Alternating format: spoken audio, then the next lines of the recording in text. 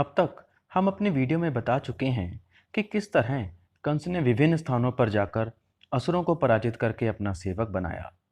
यदि आपने वे सभी वीडियो नहीं देखी तो नीचे डिस्क्रिप्शन में जाकर उन सभी वीडियो का लिंक दे रखा है, वहां से आप इनको देख सकते हैं। आज हम आपको बताएंगे कि कंस ने इन सभी दैत्यों को ले जाकर कैसे स्वर्गलोक पर चढ़ाई की। वीडियो को आप अंत तक अवश्य देखना, और अगर चैनल पर पहली बार आए हैं तो चैनल को सब्सक्राइब करके बेल आइकन का बटन प्रेस कर देना, और वीडियो अगर पसंद आए तो वीडियो को लाइक भी कर देना। कवच आदि से संपन्न धनुर्धर वीर कंस देवताओं को जीतने के लिए अमरावतीपुरी पर जा चढ़ा।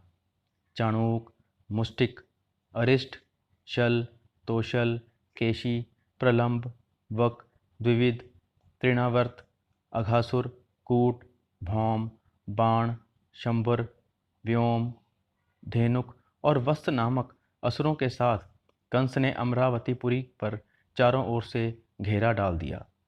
कंस आदि असुरों को आया देख देवराज इंद्र समस्त देवताओं को साथ लेकर युद्ध के लिए निकले। उन दोनों दलों में भयंकर तुमुल युद्ध होने लगा। दिव्य शस्त्रों के समूह तथा चमकीले तीखे बाण छूटने लगे। इस प्रकार शस्त्रों की बौछार से वहां अंधकार सा छा गया।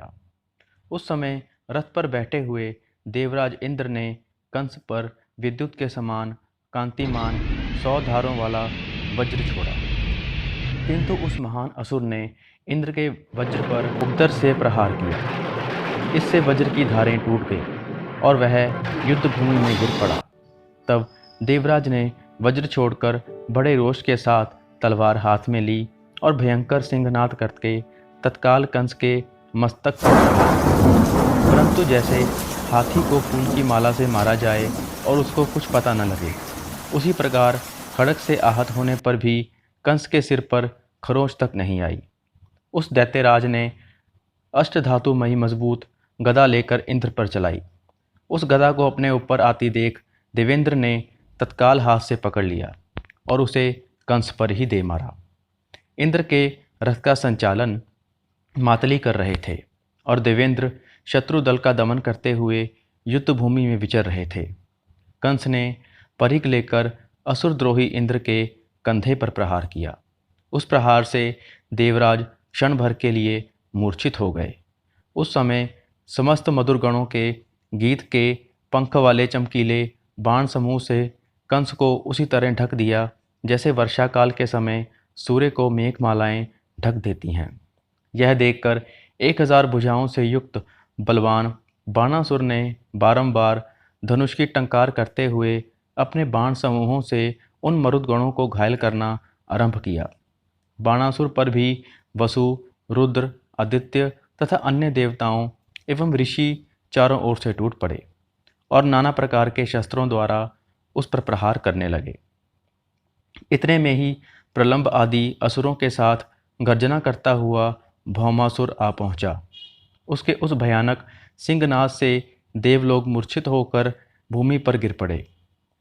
उस समय देवराज इंद्र शीघ्र ही उठ गए और लाल आंखें किए ऐरावत हाथी पर बैठकर ऐरावत हाथी को कंस की ओर उसे कुचल डालने के लिए प्रेरित करने लगे। अर्धकुश की मार से कुपित हुआ वह गजराज शत्रुओं को अपने पैरों से मार मार कर युद्ध भूमि में गिराने लगा। कंस ने निकट आने पर ऐरावत के ऊपर मुक्के से प्रहार किया। साथ ही उसने देवराज इंद्र पर भी दूसरे मुक्के का प्रहार किया। उसके मुक्के की मार खाकर इंद्र ऐरावत से दूर जा गिरे। ऐरावत भी धरती पर घुटने टेक कर व्याकुल हो गया। फिर तुरंत ही उठकर उसने दैत्यराज कंस पर दांतों से आघात किया और उसे सूंड पर उठाकर कई योजन दूर फेंक दिया। कंस का शरीर वज्र के समान मजबूत था। वह उतनी दूर से गिरने पर भी घायल नहीं हुआ। कंस अत्यंत जोश में भरकर पुनः युद्ध भूमि में जा पहुंचा।